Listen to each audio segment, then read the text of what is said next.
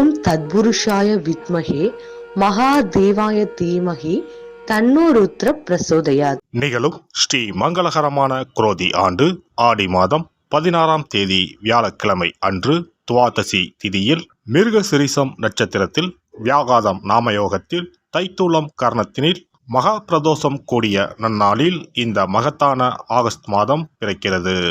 இம்மாத கிரகநிலை என பார்த்தால் ரிஷபராசியில் குரு பகவானும் செவ்வாய் பகவானும், கடகராசியில் சூரிய பகவானும் புதன் பகவானும், சிம்ம ராசியில் சுக்கிர பகவானும், கன்னி ராசியில் கேது பகவானும் உள்ளனர். கும்பராசியில் சனி பகவான் வக்ர நிலையில் உள்ளார். மீனராசியில் ராகு பகவான் சஞ்சாரம் செய்கின்றார். இம்மாத கிரக பெயர்ச்சி என எடுத்துக்கொண்டால் ஆகஸ்ட் மாதம் 1ஆம் தேதியே சுக்கிர பகவானின் பெயர்ச்சி சிம்மத்தில் நடைபெறுகிறது. ஆகஸ்ட் 17ஆம் தேதி சூரிய பகவான் சிம்ம ராசிக்கு பெயர்ச்சியாகின்றார். ஆகஸ்ட் மாதம் 26ஆம் தேதி செவ்வாய் பகவான் மிதுன ராசிக்கு பெயர்ச்சியாகின்றார். ஆகஸ்ட் மாதம் 26ஆம் தேதி சுக்கிர பகவான் கன்னி ராசிக்கு பெயர்ச்சியாகின்றார்.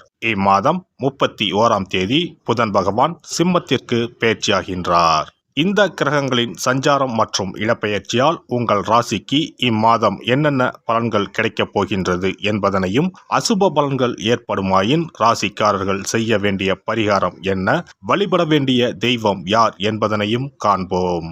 உங்கள் வாழ்வில் வளமும் நலமும் செல்வ செழிப்பும் பெற்று வாழ்வில் உயரிய நிலையை அடைய எல்லாம் வல்ல எம்பெருமானை வேண்டி விரும்பி கேட்டுக்கொள்கிறேன். கும்பராசி அன்பர்களே, இந்த மாதம் சுபகாரியங்களில் கலந்து கொள்ள நேரலாம். பணவரவு நன்றாக இருக்கும். இழுபறியாக இருந்தவை சாதகமாக முடியக்கூடும். தேவையற்ற கவலைகள் நீங்கும். உங்களை பற்றி விமர்சனம் செய்து வந்தவர்கள் அதனை விட்டுவிடுவார்கள். வழக்குகளில் இருந்து வந்த தேக்க நிலை மாறும். எதிர்காலத்திற்கு தேவையான பணிகளை திட்டமிடுவீர்கள். தொழில் வியாபாரத்தில் இருந்த போட்டிகள் விலகும். கடன் பிரச்சனைகள் தீரும். ஆர்டர் பிடிப்பதில் இருந்த கஷ்டங்கள் குறையும். உத்தியோகத்தில் இருப்பவர்கள் எளிதாக பணிகளை செய்து முடிப்பார்கள். மேல் அதிகாரிகளின் ஒத்துழைப்பு கிடைக்கும். பாதியில் நின்ற வீடு கட்டும் பணியை மீண்டும் தொடங்குவீர்கள். சிலர் புதிய வீட்டிற்கு குடிபுகுவார்கள். கணவன் மனைவிக்கு இடையில் திடீரென்று கருத்து வேற்றுமை உண்டாகலாம். கவனம் தேவை. பிள்ளைகள் கல்வியில் முன்னேற்றம் அடைய தேவையான உதவிகளை செய்வீர்கள். வழக்குகளில் நல்ல தீர்ப்பு வரும். பெண்களை பொறுத்தவரை மற்றவர்களிடம் கவனமாக பேசுவது கருத்து வேற்றுமை வராமல் தடுக்கும். வீண் அலைச்சல் குறையும். மாணவர்களுக்கு கல்வியில் முன்னேற்றம் அடைய தேவையான உதவிகள் கிடைக்கும். விளையாட்டு போட்டிகளில் பங்கேற்கும் போது கவனம் தேவை.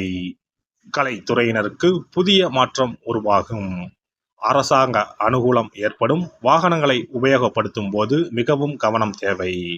வெளியூர் வெளிநாடு செல்ல வேண்டியிருக்கும். அரசியல் துறையினரை பொறுத்தவரை பணப்புழக்கம் அதிகரிக்கும். எடுத்த காரியம் அனைத்தும் வெற்றிகரமாக முடியும். மதிப்பு மரியாதை சிறப்படையும். செல்வாக்கு ஓங்கும். நட்பு வட்டாரத்தில் குதூகலம் ஏற்படும். நட்சத்திர பலன்கள். அவிட்டம் நட்சத்திரம். இந்த மாதம் பிரிந்து சென்ற தம்பதியினர் ஒன்று சேர்வார்கள். குடும்ப தேவைகளை பூர்த்தி செய்யும் வகையில் வருவாய் உண்டு. மருத்துவ தொழில் புரிவோருக்கு அதிக வருவாய் தரும் மாதம் இதுவாகும்.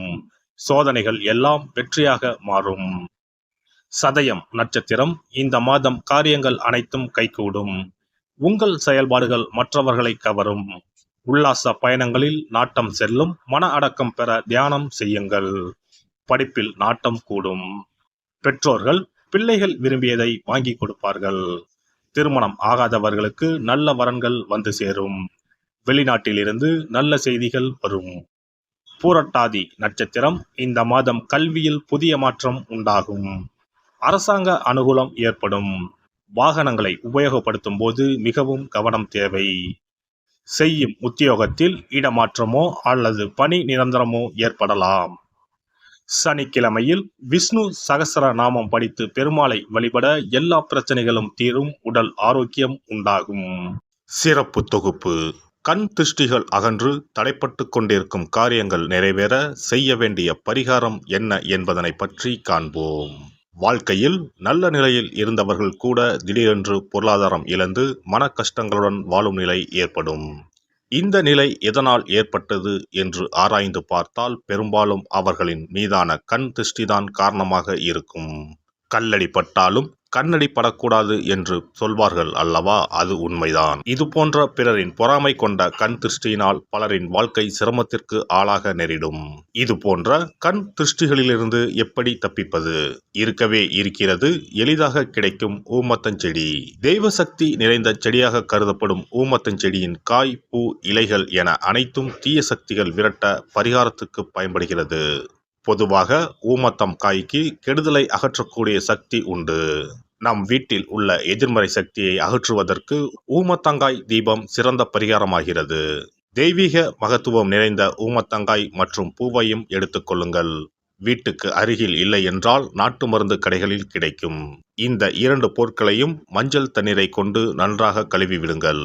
சிறிது நேரம் அவற்றிலுள்ள ஈரம் போக ஆறவிட்டு பிறகு அவற்றை ஒரு மஞ்சள் துணியில் குலதெய்வத்தை வேண்டி ₹1 நாணயத்தோடு சேர்த்து முடிந்து வீட்டின் நிலைப்படியில் கட்டி தொங்க விடுங்கள்.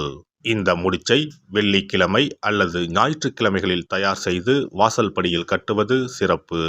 தினமும் வீட்டில் தீபம் ஏற்றி காண்பிக்கும் போது இந்த முடிச்சுக்கும் காண்பிக்கவும்.